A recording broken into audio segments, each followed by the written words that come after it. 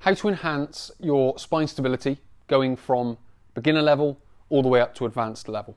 That's what we're going to be talking about in this tutorial. I'm going to be talking about it from a programming perspective, so how to put workouts together, not only in themselves, but also over a period of time, just like I do with my how to build core strength and stability programs.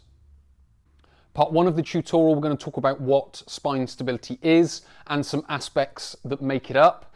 Then what we're going to do is we're going to look at some exercise selections and progression of those exercises. We're going to try and keep that as simple as possible, so I'm going to focus on 4 exercises and we're just going to essentially take you through why I'm choosing those exercises as a sort of a beginner, intermediate and advanced level.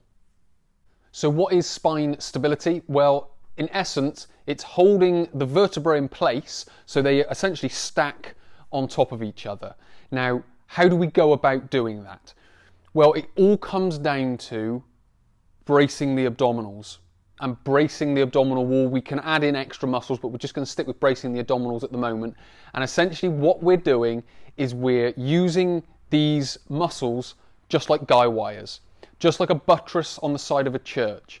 What it's essentially doing is the muscle is attaching and it's basically pulling it and holding it down against the pelvis. So the pelvis is the stable foundation, and then basically these muscles all the way around the pelvis are holding it down and fixing it in place. And as I mentioned, how do we go about doing that? Well, first of all, it's the abdominal brace. So when it comes to selecting exercises, we need to go through something what I call core skills and just understand what those core skills are. And bracing the abdominals is one of them, because the core skills are fundamentals of the fundamentals, if that makes sense.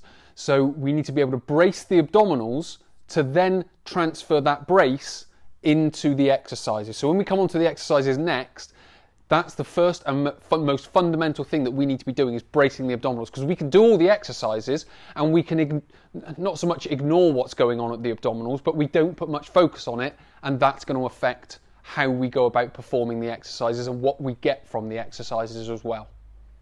Number 2 is how it is able to then bear load. So if I was to get a kettlebell here, so I've got a 16 kilo kettlebell, I pop it up in the rack position.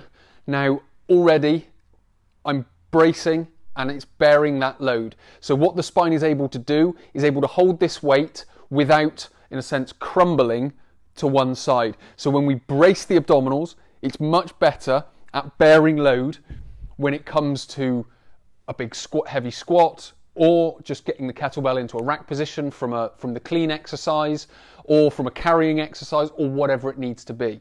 So the abdominal brace and the enhancing of the stability around the spine is then able to bear that much more load. And when we can bear that much more load, what we can then start to do is start to progress our fitness, not only our core fitness, but our overall body fitness as well.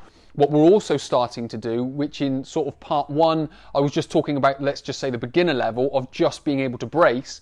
What we're now starting to do is we're now starting to move into sort of more intermediate levels where we're starting to layer things on top. So when we've got that brace, when we've got the spine stable, what we're then able to do is start bearing that much more load. So again, it's not just about throwing loads of weight on and then expecting the core to do it. We've got to train that brace, we've got to tune that brace. We then start loading it up and it can then start to manage and bear those loads. And that in some respects is how, let's just say, smaller individuals are able to lift very heavy weights, because they've tuned and trained their body to bear those loads more effectively than, let's just say, bigger people who you would expect to be able to bear that load.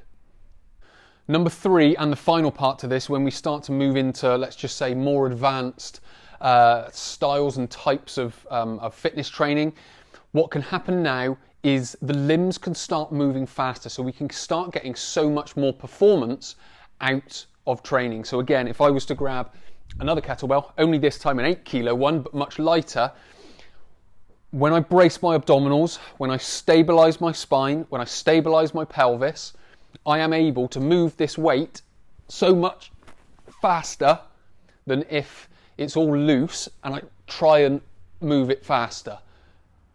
So what we've got to be able to do is, again, is train that. So everything that I do within all of my training programs, there is some sort of journey to it, some sort of progression to it, and layers of learning. So if you're coming in at the beginner level, then you're going to be understanding the core skills, the bracing, the general movement patterns of it, being aware of what your joints are doing, mobilizing the joints, stabilizing the joints, so on and so forth. So you're going to kind of go through that. Once you've gone through that beginner level, you then start moving into sort of bearing load and greater movement patterns. And then finally, in the advanced sort of stages, we then start moving weights that much faster because we've built that all the way through. One thing I don't do is just throw people in at the deep end and then expect them to be able to exercise in a particular way.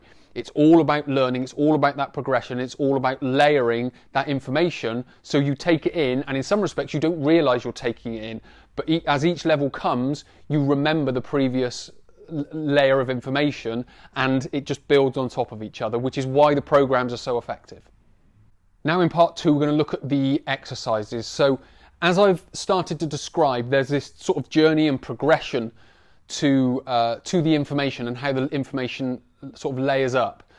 There's also a similar sort of thing when it comes to the exercise selection. So what we do to start with is we just start with simple exercises, and then as we go we start to progress them.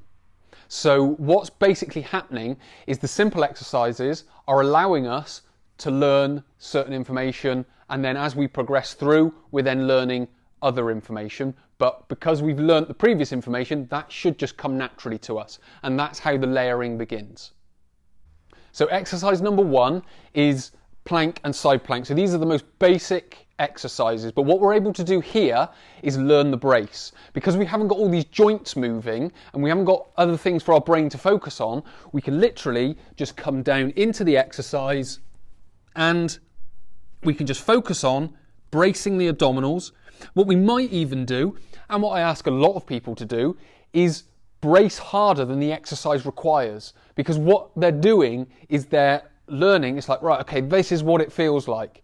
And then we can then start transferring that into all these other exercises. But what we're starting to do is we're starting to use the exercises in an educational way. So we're using the plank as I just did. Again, you can feel that front part of the abdominals working. When we come on to side plank, what we'll start to experience is we can still brace the whole abdominals, but we now start to find it's a bit more around the sides. So we're holding this position and it's holding in here, and I can feel much more now. It's here. Yes, I can feel the brace here, but it's much more in through here. We can also start to add in extra muscles like the lats as well to bring in a little bit of an extra brace, a little bit of extra stability. But again, as for the purposes of this video, we're just going to focus on the abdominal brace. So exercise, or simple exercises number 1 is the plank and the side plank. For the very simple reason, they are simple exercises and you can focus on just getting to the brace. So whenever you come into my beginners programs, then these are the types of things you're going to be learning. Getting the plank solid so we can then build on top of that. Exercise number 2, or exercises number 2, is plank with arm raise, side plank with leg raise. What this is starting to do, this is now starting to get the spine to bear more load. And not only is it getting it to bear more load, but it's also creating greater stability because it's starting to get a degree of timing from the muscle. And I'll explain what I mean by that. So if we come down into a plank as normal, this is the type of position that we're in. What we're now going to do is we're going to lift an arm and pop it on the back. Then we're going to change over and put it up the other side. Now, you might just look at that and go, well, that's easy. But what we need to focus on is, again, we're bracing the abdominals. So that's lesson number 1 from exercise number 1. What we're now doing is we now want the hips to stay centered, because what most people do when they do this type of exercise, and the same with the side plank and then adding in a leg raise, there will be some movement from the pelvis. In the side plank, it's probably up and down. In the normal plank, it's side to side or rotation. So we need to minimize that. So we need to start calling on other muscles. So again, this is something else for us to think about. If I was just to throw you in and start you doing a plank with arm raise or side plank with leg raise, and I'm telling you to brace and move this and do that, your brain's gone, hang on, I can't cope with this. But if we've done exercise number 1 in the beginners, then towards the end of the beginners, we're starting to add in these movements of the limbs. So we then need to start stabilizing the pelvis, which is where the spine sits. So we've got this and we're there. So what we're trying to avoid is this type of thing happening. And what we're doing is we're really focusing, we're bearing a little bit more load, creating a little bit more tension. So that is then starting to stabilize not only the spine, but the pelvis, which is what it sits on, which is, in some respects, it's the foundation of spine stability, is having the pelvis set. Because the abdominals can be set, but if the pelvis is moving, then you're going to be in a detrimental, or it's going to have a detrimental effect. Exercise number 3, or set of exercises number 3, are exercises that include movement. Now, we're going to start with, let's just say, slow and controlled movement, because if we go too fast too soon, again, we'll start to lose control, we'll start to lose that stability. So what we're basically going to do is we're going to do a chopping exercise. So I'm going to be in this position. Now, again, I'm bracing. I'm starting now to figure out what my joints need to do. I've got a stable pelvis. It's started to bear more load with the plank and side plank. We've created a little bit more stability because we're not moving the pelvis. What we now can do is use the hips and the shoulders to create a little bit of movement. So we've got that hip hinge, maintaining the neutral spine. Again, if you go through the core skills workshop, I teach you all these hip hinge, neutral spine, bracing, joint awareness, mobility and stability, breathing. So all of these are the fundamentals of the fundamentals. Once we've got these, we can start to add load and create sort of exercises from it. So we go from there and we pull down.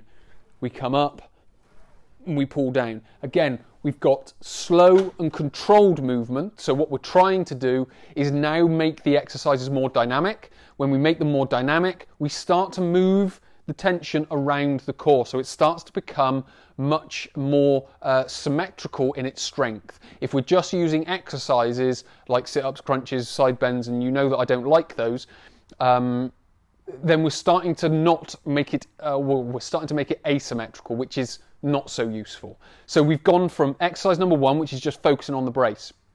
Exercise number 2, which is bearing a bit more load, creating some more stability. Number 3, we're adding movement in, and again, we can make this as heavy as we want, so we can bear even more load. But then it's all about getting that movement. And then exercise number 4 is sort of throws, which have got much more greater speed of movement. So what that looks like is what we did sort of earlier on when we talked about speed of movement, but basically we're bracing everything and then from here throwing it over the shoulder. So that is where we're going to be bearing the most load, that's where we're going to need the greatest amount of stability, and that is when we are again at the sort of advanced level. So what we're trying to do with all of our how to build core strength and stability. If you are a beginner, you come in at the 12-week program. That builds you through the core skills.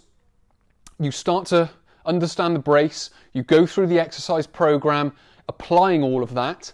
You then start to build into planks with arm raises, side planks with leg raises, creating more tension around it, creating greater stability, which then allows you to set up and go into the intermediate programs, which is greater stability created, greater strength created, and greater movement coming from exercises as well. And then the advanced, we then build out into much greater speeds of movement, which is much, in some respects, much more complex and much more advanced than just regular planks and side planks.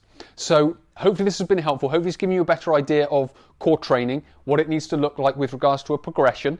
Again, if you want to get involved, just click in the link below. You can register and join the How to Build Core Strength and Stability workouts and programs. I've got beginners, intermediates, and advanced. As I mentioned, beginners starts with a 12-week program to get you to the intermediate level. And then on to advanced, and then once you're intermediate advanced, you can just pick and choose which ones you do and when you do them. So many thanks for watching. My name is Chris from Chris Pole Training. I look forward to seeing you in the workouts.